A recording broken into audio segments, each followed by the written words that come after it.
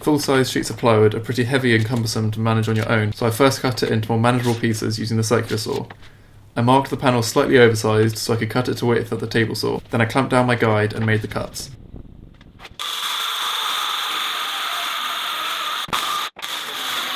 Sometimes using cordless tools can be a pain in the butt. When I was cutting the melamine face birch ply, I noticed I was getting some pretty bad tear out using the circular saw, so I figured that it was about time to make a zero clearance insert for my table saw. I first roughly cut a piece of 1/4 inch MDF, then cut it to exact width using the original insert as a guide to set the fence, then ripping it to width.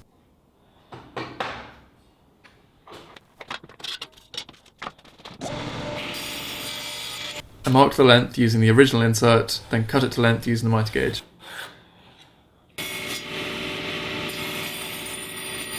I used my palm sander with some 40 grit paper to knock off the corners.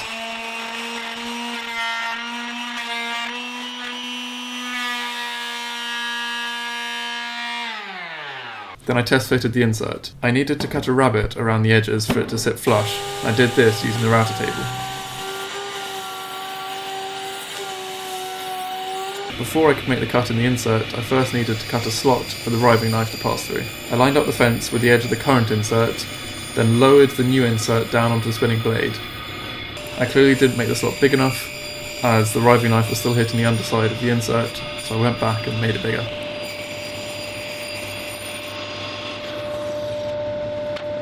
And finally the blade could be raised the whole way through the insert.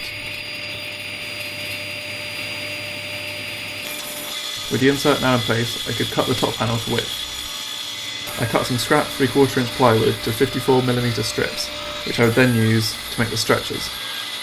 The top panel was too big to trim to length at the table saw, and the circular saw didn't provide a good enough finish, so I marked up the final length on either side of the panel, joined the two marks with a straight edge, and then using a straight edge and a router, I trimmed it to length. I did this in 2 passes, since I was removing a fair amount of material.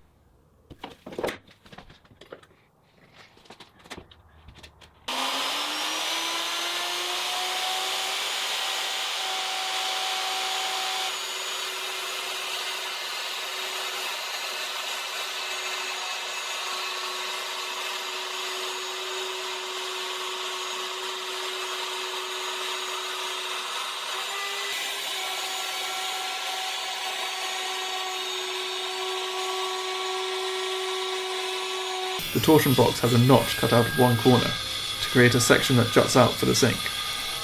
I cut this in 2 passes on the table saw. I stopped the cut exactly on my line so that on the surface the 2 cuts met perfectly, although underneath there was obviously some crossover due to the size and shape of the blade.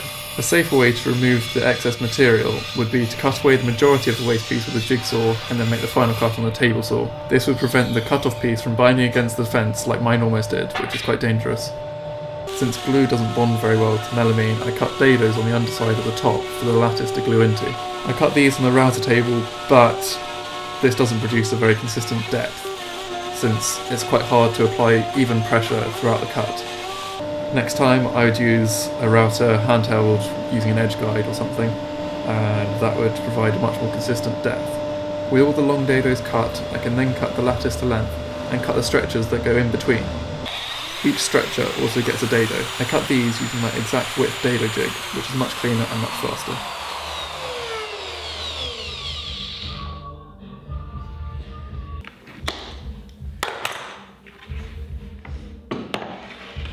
The routed edge on the melamine is razor sharp, so I ended up with lots of slices on my fingers and hands. The stretchers tie the long pieces together using pocket screws, so each stretcher gets a set of holes at either end.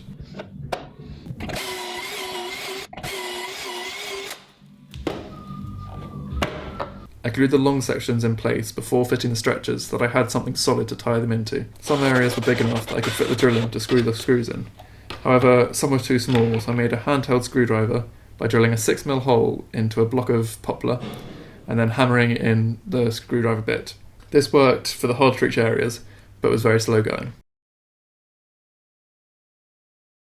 With all the stretchers installed, I could then fit the bottom panel.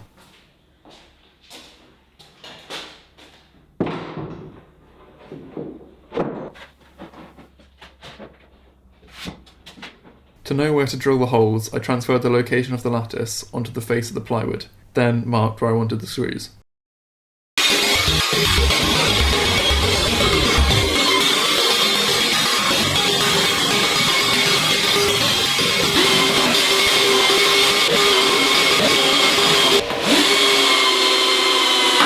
Since I was using panhead screws, I first counterbored all the holes, then screwed it all down.